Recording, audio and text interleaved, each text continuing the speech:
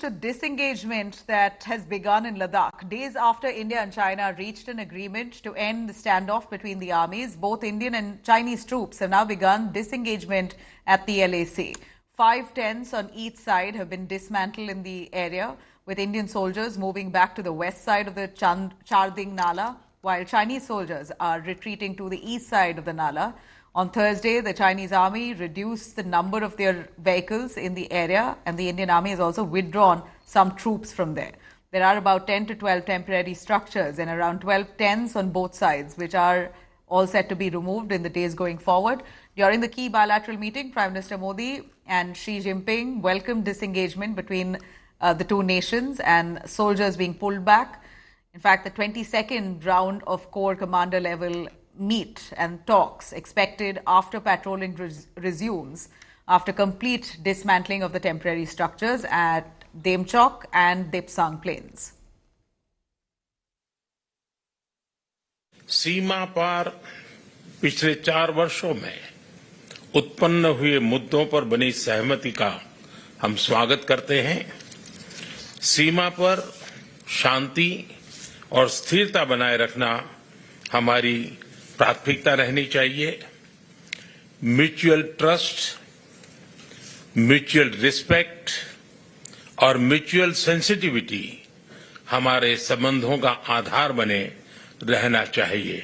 India and China have been involved in talks both at diplomatic and military levels to resolve their differences in certain areas along the LAC. Pursuant to the talks, broad consensus has been achieved to restore ground situation based on the principles of equal and mutual security. The consensus achieved includes patrolling and grazing to traditional areas.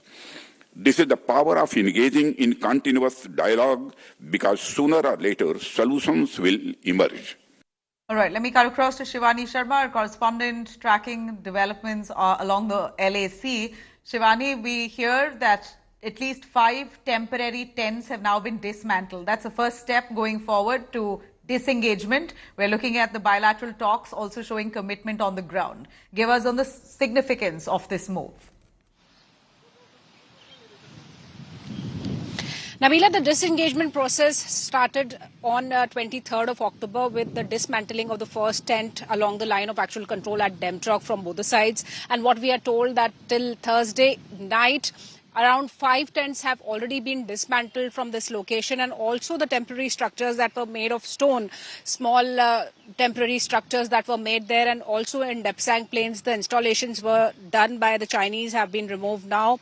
They are happening in a phased but a very fast-paced manner, because you can imagine that in last 4 days, 45% of the dismantling has already taken place, and while we are speaking, the dismantling is also happening. So we will get more figures and more updates as the day progresses, but certainly this is a big move and a big breakthrough from India and China.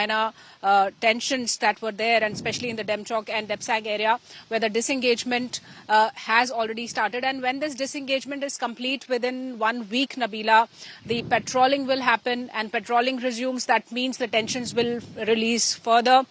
And after that, we are getting to know from the sources that there can be another round of co-commander level talks between the top commanders of India and China onto how to go about further to the disengagement and the buffer zones too. So the disengagement is going on at a very fast pace. 5 tents have been removed. That's what we were being told. That means around 45 to 50% of this dismantling and disengagement process has already been done. It will take a few more days to completely dismantle these tents.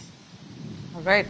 Well, stay with us, Shivani. I'm going to cut across to Gaurav Sawant, who's also with us. He's currently in Moscow, Russia, where the BRICS summit has just ended. Gaurav, a quick, elaborate take on what this would mean between India and China. Relations on the border area seem to have improved, but by and large, the economic cooperation between the two countries, which was great before 2020, do you think that will see progress as well? Genuinely, that would see progress when the trade deficit that's heavily in China's favor, $85 billion in China's favor against India. Only if India gets greater access to Chinese markets will that improve. And all along, Nabila, India has been at a disadvantage, both at the line of actual control and in trade relations. But given that the relationship came to such a pass only because India hadn't developed either infrastructure at the borders, and we've had not just a lost decade earlier. Since 2014, there's a lot of effort that was made to desperately catch up, and that catch up takes a long time. You now have the Salar tunnel, you have broader roads, you have additional troops that are deployed, and right now, do keep in mind that there are 50,000 additional troops on either side who remain deployed all along the LAC. Till the time they get back to their peacetime locations, the situation will remain extremely tense. This is just a disengagement that is taking place. And when you talk about disengagement, this would mean from an eyeball to eyeball confrontation that's happening, 10 tents on their side, 10 tents on our side, soldiers blocking each other's advance. It's virtually shoulder to shoulder, that India and China are confronting each other. That confrontation is on.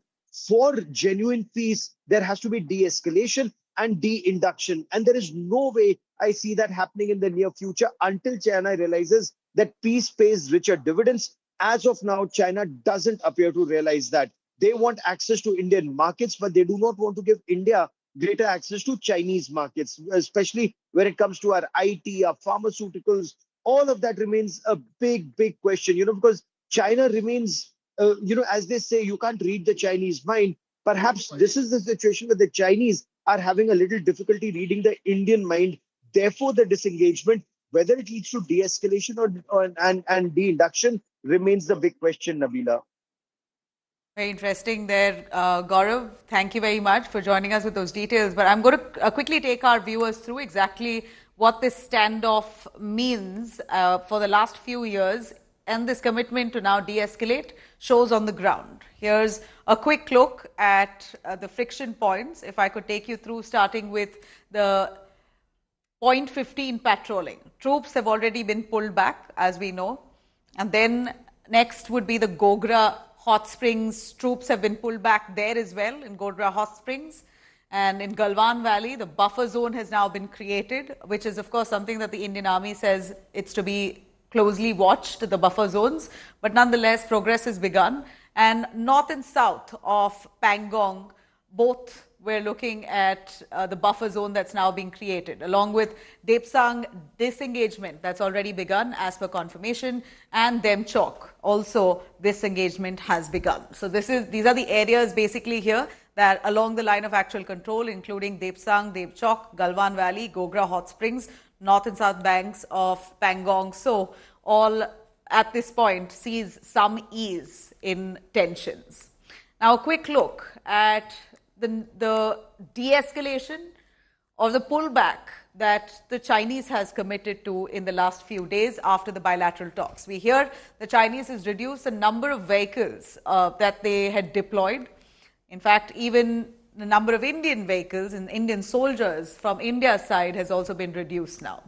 And then we understand that patrolling is expected to resume in those areas in the next 4 to 5 days, and also local commander monitoring the disengagement. This is the current developments that we see here after that big bilateral between India and China. And we're seeing all that discussion has finally translated into effective measures of pullback on the ground.